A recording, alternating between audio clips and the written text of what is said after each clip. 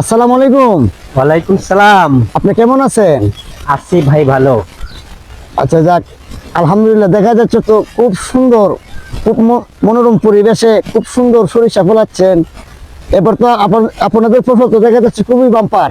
আসলে কি যে প্রাকৃতিক দৃশ্য বা সরিষা, জি সরিষা থেকে আমরা অনেকে আসলে মুখ ফিরিয়ে নিচ্ছি। আমরা যদি একটু সহযোগিতা পাই, যেমন আমি এরকম ভাবে আমার একটু অর্থায়ন দিয়েছে এই বছরে, আমি প্রায় কানিক জমি জি এখানে সরিষা করছি। জি তো সরিষাটা আসলে এই যে অরিজিনাল তেল একটা বড় বিরাট ভূমিকা রাখে। সরিষার তেল যেটা আমরা বাজারজাত কিনে আনি, যেগুলা প্যাকেটিং হয়, সেটার প্রতি একটা সন্দিহা থাকে। জি কিন্তু আমার অন্তত পক্ষে এই সরিষা করার পর থেকে আমি যত বড় করেছিলাম, আমি বড় করেছি, যে অরিজিনাল তেল বাঙ্গাইছিলাম, আমি যে স্বাদ পাই এবং অরিজিনাল তেলের যে একটা গন্ধ, এই জিনিসটা আমাকে খুব একটা আনন্দ করে। আশা করি যারা এইসব খালি জায়গা থাকে, অন্তত পক্ষ এই সরিষা আবাদ করলে আর উপজেলা প্রশাসন থেকে যদি একটু সহযোগিতা করে, তাহলে কৃষকের অনেকটা স্বাবলম্বী হয়। তেমন একটা বেশি না, যদি আল্লাহ বৃষ্টি বাদল না দেয়, তাইলে ইনশাল্লাহ সরিষা যে যেখানে করে আশা করি সব মতে ভালো হয়। এটা তো আল্লাহর ইচ্ছা। এই সরিষার একটা সমস্যা থাকে, যদি বৃষ্টি বাদলে পেয়ে যায়, তাইলে কৃষক এখানে কিছু ঘাটতি হয়। তো এই বছর আশা করি সুমন অনেক সুন্দর সরিষা হয়েছে। আর তো আমি হঠাৎ করে এখানে আসছো, জি আমরা সরিষা খেতে প্রায় সময় ইউটিউবার বা মোবাইল ম্যান যারা আছে, বা নিজের একটু সংস্কৃতি মনা মানুষ, সেজন্য আসতো। আর আমিও বিকাল বেলা একটু আগাছা টাগাছা থাকলে ক্ষেতের। আর সবচেয়ে বড় কথা হলো, এই সরিষা খেতে হঠাৎ করে যখন আসি, মনে অনেক কষ্ট থাকে। এই সরিষার ফুল যখন ছাড়ে, চিটা থাকে, সরিষা পাকে, এদের যে আনন্দ, এই জন্য আমি প্রায় সময় বিকালে অন্য কোথাও না যে, এক তো আমার লাভ হইতেছে, অন্য জায়গায় বসলে হয়তো দুই চারটা কথা বললাম না, দেশের যে অবস্থা, বিভিন্ন ধরনের কথাবার্তা, ল্যাঙ্গুয়েজ, এরকম কিছু হইলো না। আমি আশা করি প্রায় সময় আমি বিকাল টাইমে এখানে আসি। আর তোমার মতো অনেকেই যারা ঈদে ছুটিতে আসে বা বর্তমানে দেশের ঢাকা ঢুকাতে আসে, তারা দেখছি জিরুপয়ের না যায় মাঝে মধ্যে প্রাকৃতিক দৃশ্যটা নিয়ে আসে। অনেকেই বলে যে আমরা বিদেশ থাকি বা এই করি সেই করি, কিন্তু জন্ম যে মাতৃস্থান, এইখানে ভাই সব জায়গাতে আসলে জীবনে একবার ওই পুরাতন জায়গা, জন্মস্থানের জায়গা ভুলা জানা ভাই।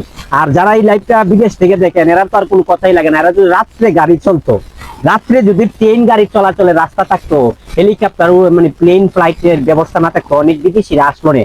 বিদেশ যারা গেছে তারাই বুঝে বিদেশ যে কি কষ্ট।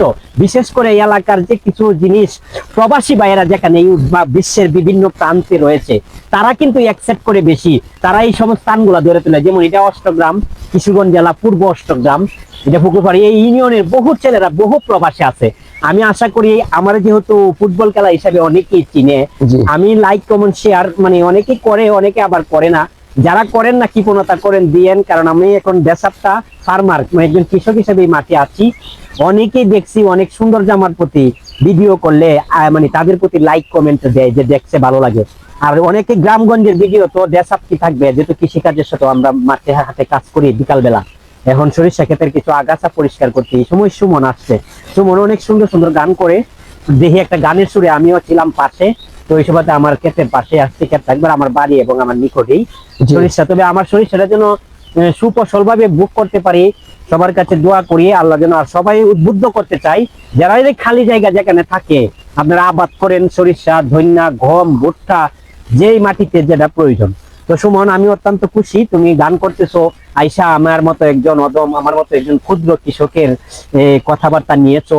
আমিও দোয়া করি সবাই যেন ভালো থাকে, যে যে অবস্থান থেকে আছেন। তোমার এই ভিডিওটা যারা দেখে, তারা যেন লাইক কমেন্ট শেয়ার করে।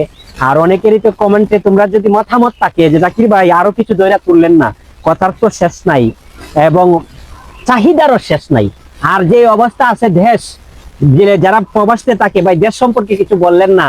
বাইরে দেশ সম্পর্কে মনে আছে যে যেমনি চলতেছে চলমান প্রক্রিয়া, দেশ এইভাবেই চলতেছে। জানি না 12 তারিখের পরে দেশ আবার কোন পর্যায়ে যা। এই আশাবাদ ব্যক্ত করি বাংলাদেশের জন্য একটা শান্তিপূর্ণ পরিবেশ সৃষ্টি হয়। আশা করি এই দেওয়া মানে মহানের কাছে যেন বাংলাদেশটা একটা শান্তির জায়গায় যেতে পারে। তো সুমন, ধন্যবাদ তুমি এই গুরুত্বপূর্ণ সময়টা আমাকে দেওয়ার জন্য।